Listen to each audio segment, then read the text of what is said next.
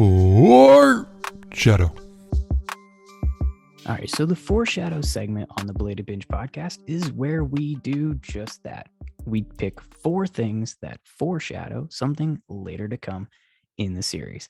And the first thing that we want to highlight this week is the chocolate frog card that Harry gets with Dumbledore's face on it, and on the back, Nicolas Flamel. This is the missing piece of information that Harry completely forgets about after this moment.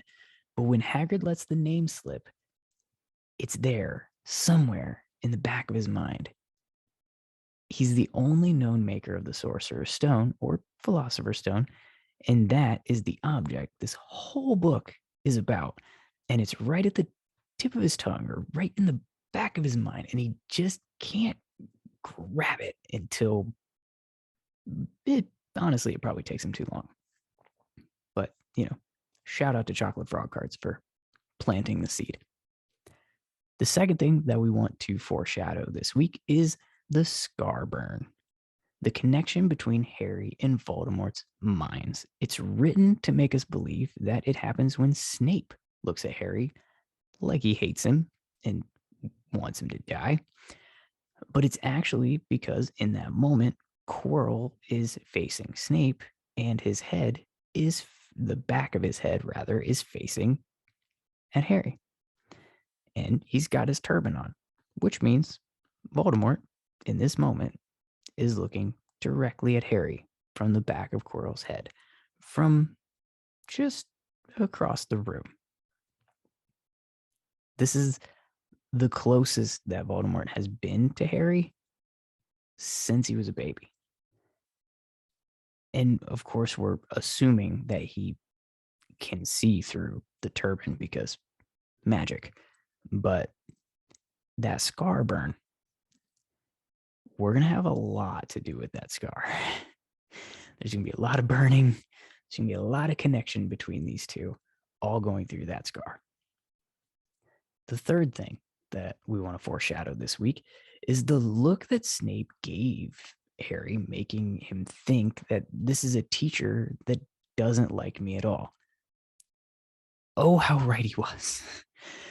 I know Snape is made out to be a hero by the end, and he's, definitely working for Dumbledore throughout these books behind the scenes.